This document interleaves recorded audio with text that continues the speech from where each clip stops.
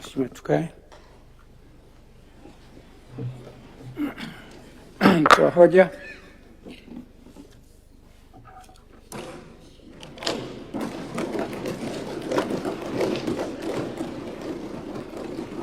Mheshimiwa Spika, kwa mujibu wa kanuni 126 ya kanuni ndogo ya 3 ya kanuni za kudumu za Bunge toleo la Agosti 2025, naomba kutoa taarifa kwamba bunge lako limekaa kama kamati ya matumizi na limekamilisha kazi zake.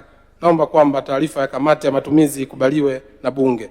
Mheshimiwa Spika, naomba kutoa hoja. Hoja imeungwa mkono. Sasa nitawahoji kwamba Bunge sasa likubali kupokea na kupitisha makadirio ya mapato matumizi ya Wizara ya Maji kwa mwaka fedha 2026/2027. Wanaafrika waseme ndio. Wasiafrika waseme sio.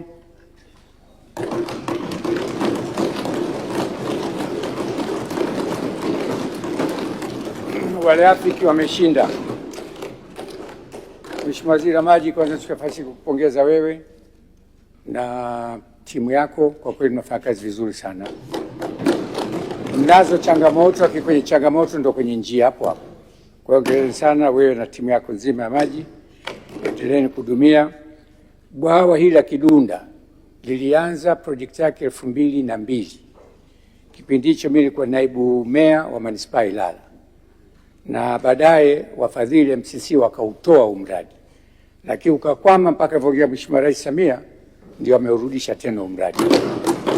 Kwa hiyo huko muhimu, naona kuna mjumbe alizungumza tutapoteza maji lita mapato. Tutapoteza maji kwa siku lita sio chini ya milioni 600, ambayo inakwenda moja kwa moja bahari ya Hindi kutoka mito yetu mbalimbali.